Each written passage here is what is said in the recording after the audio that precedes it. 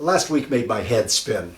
First, 5 new non-permanent members of the United Nations were elected to the Security Council for 2 years, and one of them was Saudi Arabia.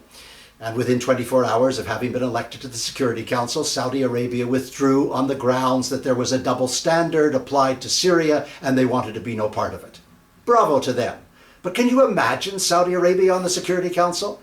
Can you imagine what would have happened if a women's rights issue came before the Security Council? The chamber would have reeked with Saudi Arabia's misogyny.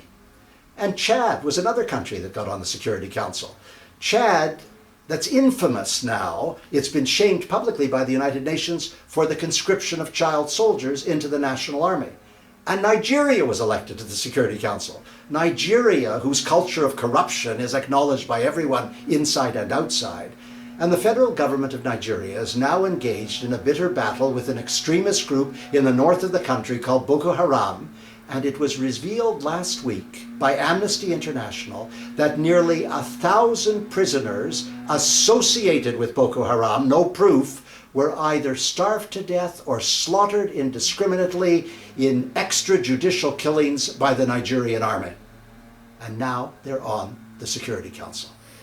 I believe in the UN. I've been a multilateralist all my life, but you have to ask yourself, why do the countries of the world agree to reduce the UN to a kind of abattoir of infamy? Second, there's an organization called the Walk Free Foundation, which has just published a Global Slavery Index 2013. 30 million people, mostly women and children, child labor, child marriage, international sexual trafficking. It's a nightmare. And who is at the absolute bottom of the list? Which is the worst country in the world for slavery? Mauritania in Africa. Now throw your mind back a couple of weeks ago to the discussion around UNAIDS and its view of gender in its most recent report, where they said that 109 countries had embraced gender as a national priority, and 52% of them were on track to achieving gender equality by the year 2015. And which is one of the countries on the UNAIDS report? Mauritania. And who do you think they're enslaving? UNAIDS has to stop peddling this nonsense, or it will bring great discredit upon itself. And finally, a couple of years ago, the Secretary General of the United Nations decided he had to appoint a panel to raise money to fight climate change. So he did, a panel of 19 men.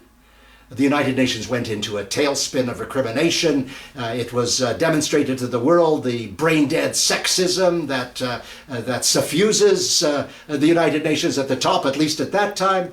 Then just last week, the Secretary General of the United Nations was meeting with the International Development Finance Club in Europe, saying that he required $100 billion a year for climate change.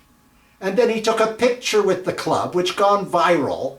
16 men and 1 woman. What is wrong with the Secretary General? Does no one tell him that you can't make speeches on gender equality one day and engage in this photographic travesty on the next? I know you've heard this from me so often that you'll be throwing eggs at the computer screen, but what is wrong with these people? That was last week. I'm Stephen Lewis.